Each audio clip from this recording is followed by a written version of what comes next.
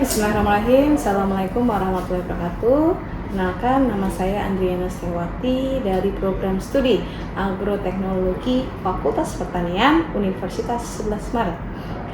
Ini merupakan video pengajaran dengan mata kuliah metabolik sekunder yang setara dengan 2 SKS, yang mana video ini dibuat untuk memenuhi persyaratan Setdos PDD UKT-PT 2026. Deskripsi mata kuliah, yang mana mata kuliah metabolik sekunder mempelajari pengertian metabolik sekunder, klasifikasi, struktur, biosintesis, dan manfaat metabolik sekunder yang terutama dari tanaman obat, kemudian larutan metabolik sekunder, pemilihan larutan, ekstraksi, fraksinasi, dan purifikasi. Capaian pembelajaran lulusan atau CPL dari mata kuliah metabolik sekunder ini mencakup 5 CPL.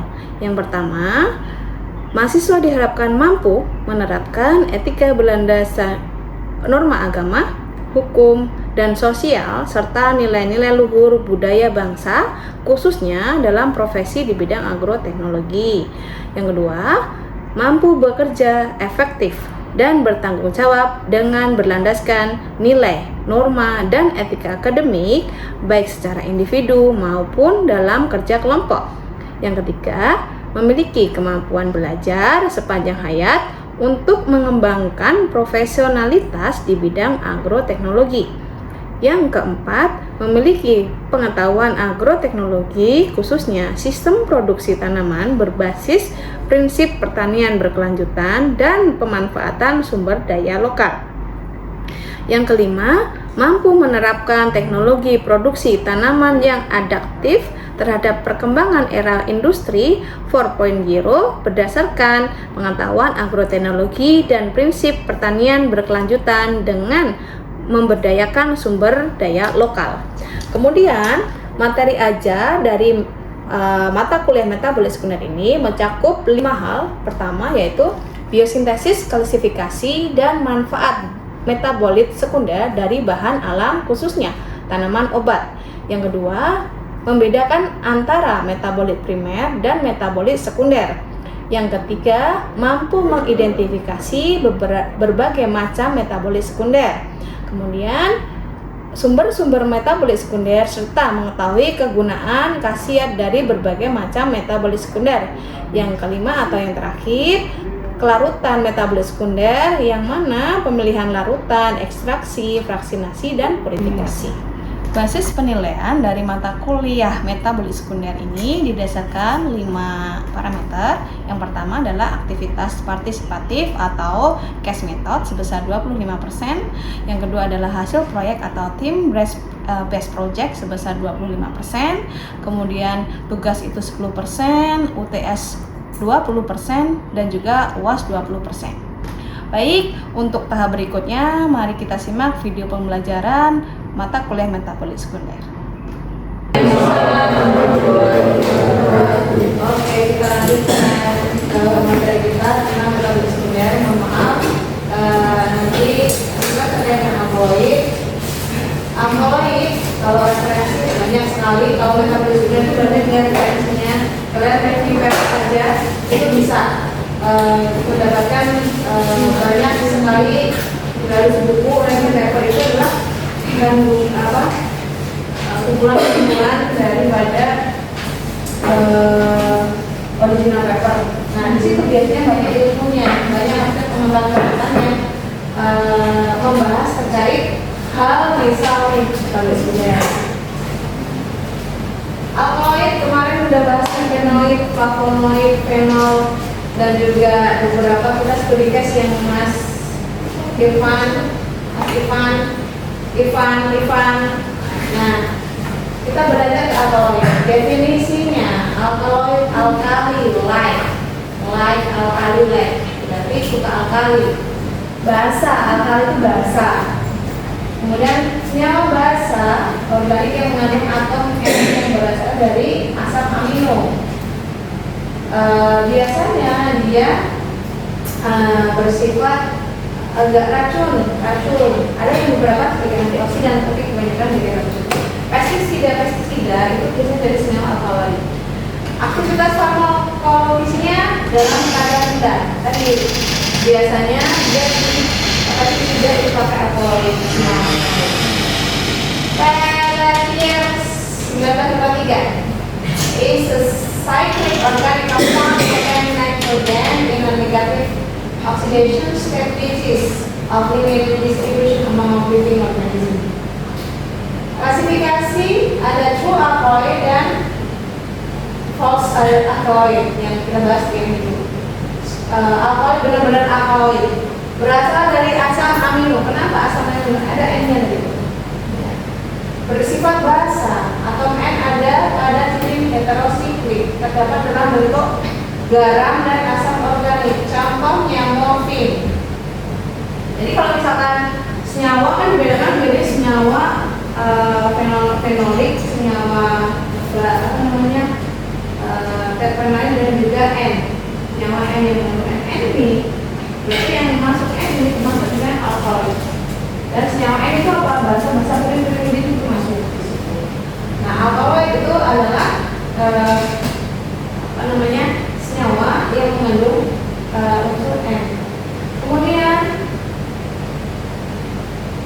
klasifikasi alkaloid, pseudoalkaloid memiliki karakteristik seperti alkaloid tapi tidak berasal dari asam amino, misalkan terpen, alkaloid terpen.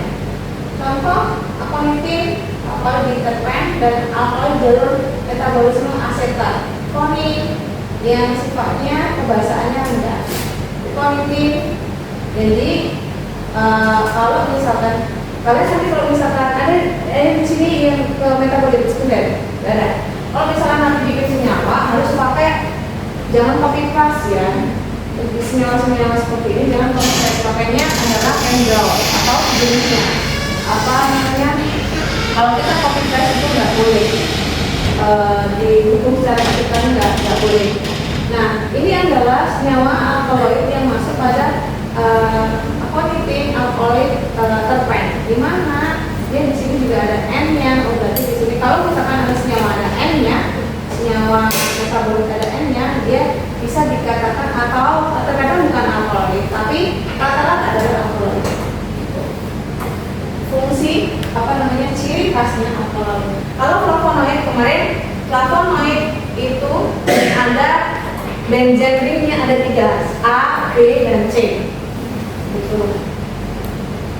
Klasifikasinya selanjutnya adalah protoalkaloid, amin sederhana di mana atom nitrogennya bukan merupakan bagian dari cincin heterosiklik. Sifatnya basa dari asam amino misalkan meskalin, yang mana ada ini ada metanol, N-nya ada di sini. Ini namanya benzen. Kemudian fakta mengenai alkaloid, tidak semua senyawa yang mengandung atom N alkaloid. Contohnya asam amino piridin, asam-asam amino bukan alkaloid ya. Tapi kebasahan akan berbeda-beda, bahkan ada yang bersifat amfoterik, misalkan katalin dan asam, misalkan kolkisi. Amfoterik apa? Amfoterik. Ini apa?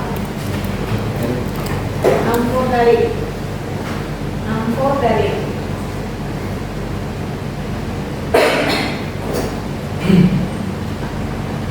Bisa bersifat basa ataupun asam. Beda-beda, ada yang bersifat amfoterik, keduanya bisa tergantung nanti senyawanya yang bersamai disfungsinya.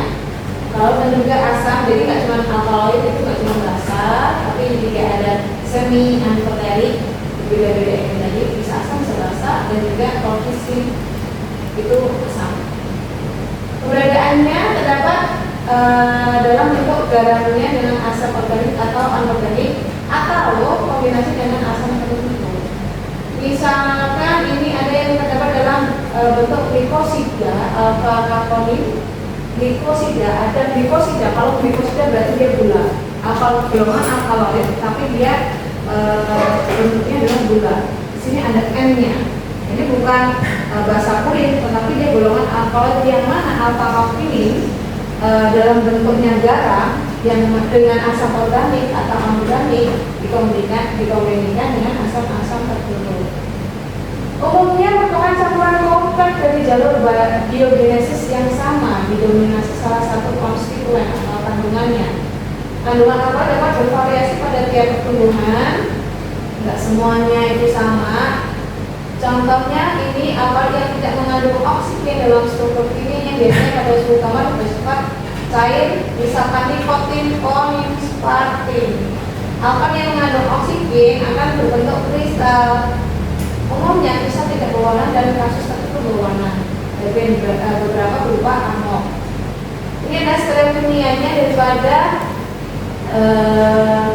si strokimia sebagai pusat aktif biasanya laboratori kecuali yang termasuk diskorin. Nah ini adalah kalau umumnya ini di struktur protein.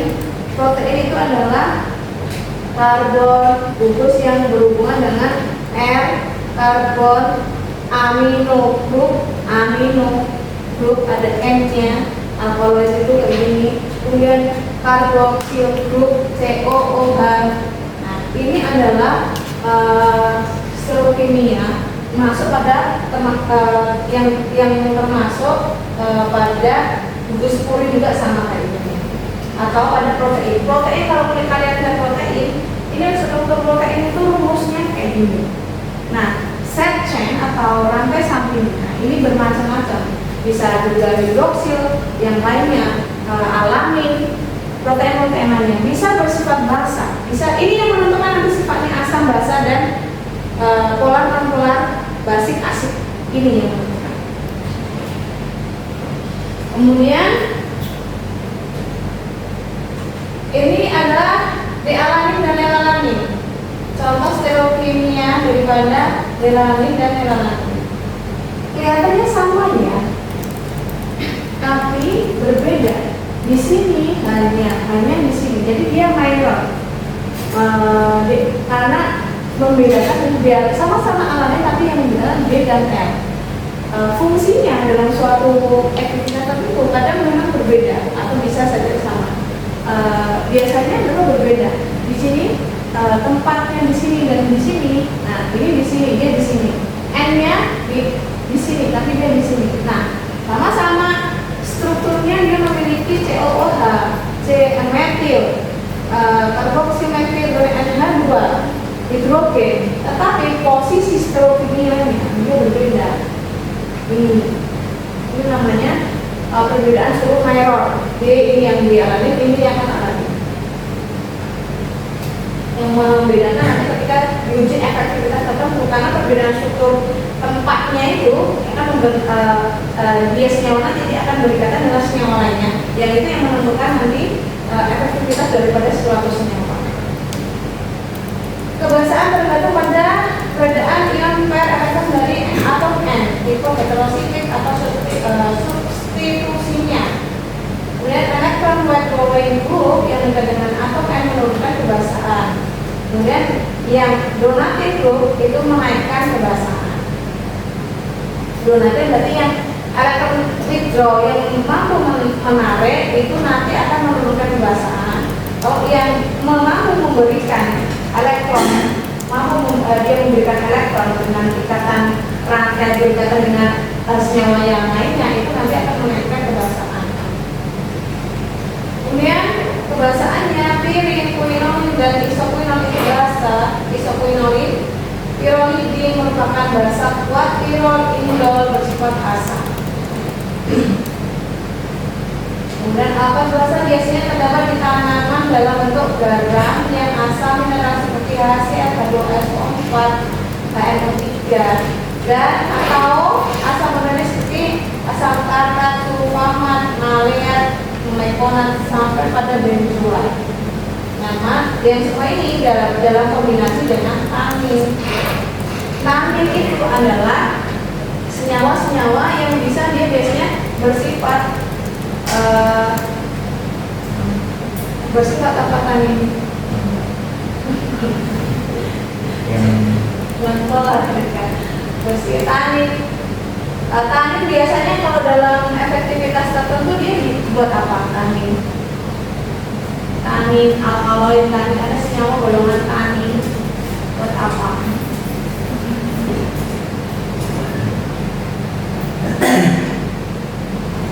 Tanin, saponin, tanin alkaloid biasanya untuk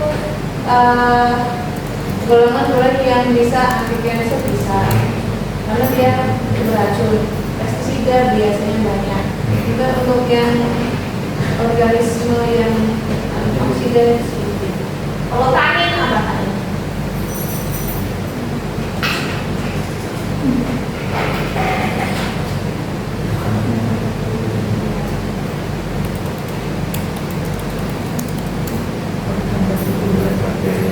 Bakteri, antibakterial bisa.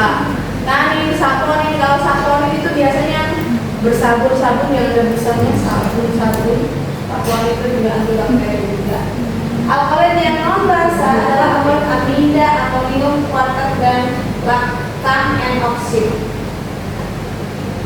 Kemudian untuk S2 kurang dalam dulu, tidak apa-apa. Kemudian ini primary amin, H2N. Basic itu basah ya. Sifatnya ini basah, ini basic, netral, asidik, basic, dan netral. Jadi ketika kita mengetahui ini netral basic, sebenarnya dari senyawa yang tadi itu bisa dilihat dari rantai sampingnya. Rantai sampingnya dia berkaitan dengan apa? Kalau misalkan ini rantai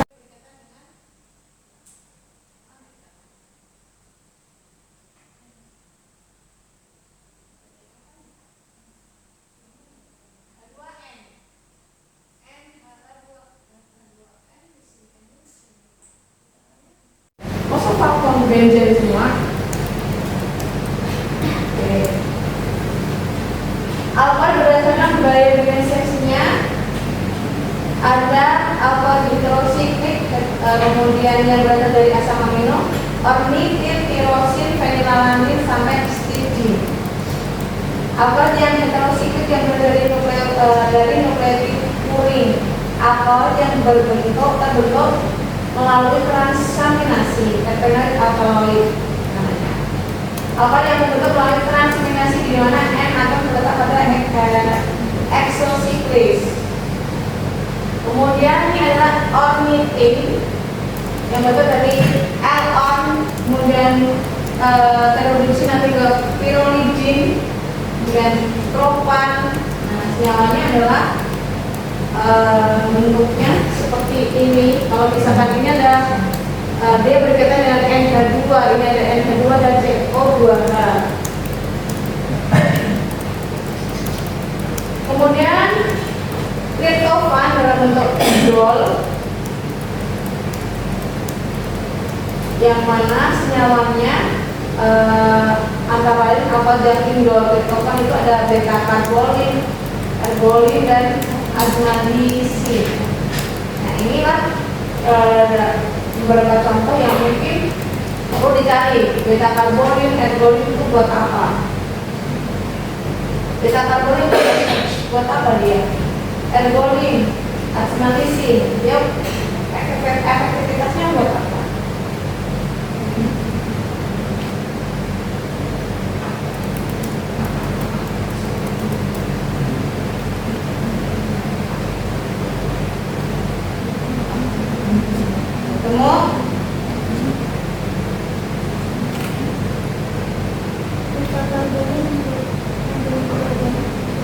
Antimikroba, karbolin,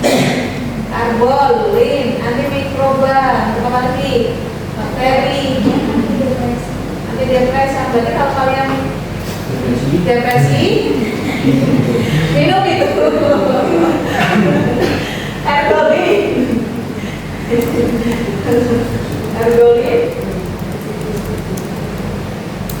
apa?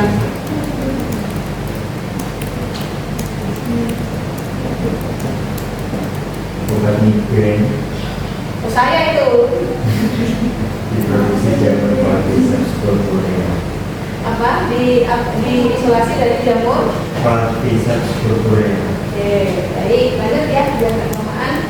Asam nikotina itu dari piridin. Nah, ini adalah bentuk derivada dari tritraminin dan salah satu antara lain dari kerotin dan psilocybin. Kemudian apalpiridin, ulangannya nikotinik asid, nikotinamid, trigonelin, ada nikotin, nikotinik asid itu juga disebut vitamin. Kemudian nornikotin dan anabasin. Yang berasal dari tirosin, L-tirosin. Biasanya L-tirosin nanti juga sama. Saya di metabolisme ya juga berhubungan dengan tirosin.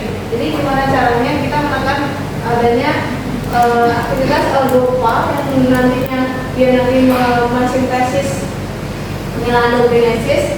Ini tirosin, aktivitas tirosin dan pembentukan L-dopa itu bisa dihambat. Kalau dengan saya apa tadi? L-tirosin nanti yang membentuk L-dopa nanti membentuk senyawa-senyawa yang sama-sama.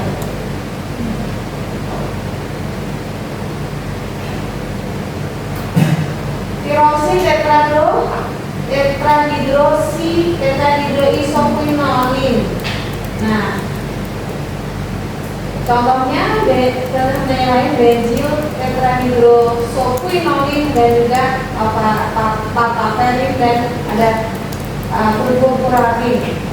Lanjut dari histidin, L-histidin itu apa? Histidin.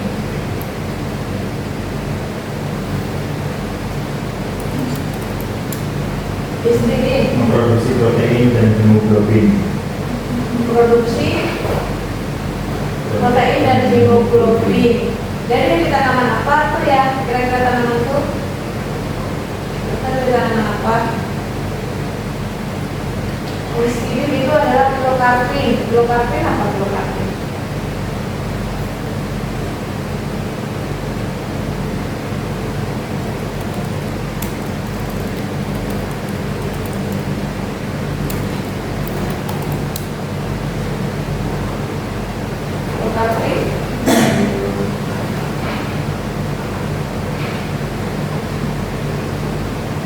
Untuk tetes mata mengobati glaukoma dan mengurangi tekanan tinggi dan gula. Oke, glaukoma.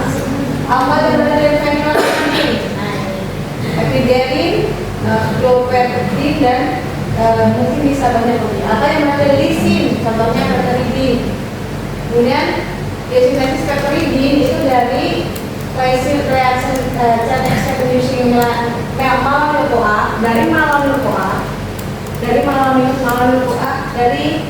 reaksi respirasi menghasilkan asam piruvat menjadi setelah terjadi asam piruvat nanti ke asetil-CoA. Nah, asetil-CoA nanti ke malonit asid, sikimat asid. Nah, ini dari malonit-CoA nanti membentuk dari SCOA, malonit-CoA membentuk nanti pakai SCOA ini nanti direaksikan dari lewat NADPH.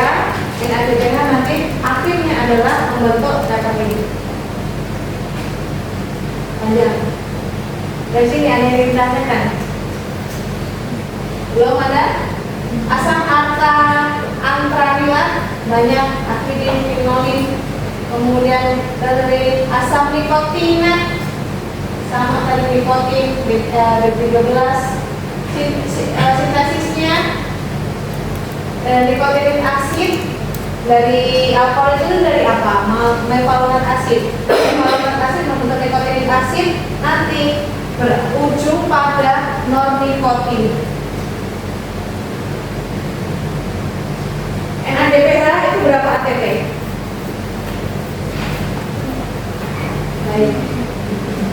Baik. NADPH berapa skala dan berapa ATP? Itu pelajaran botani fisiologi.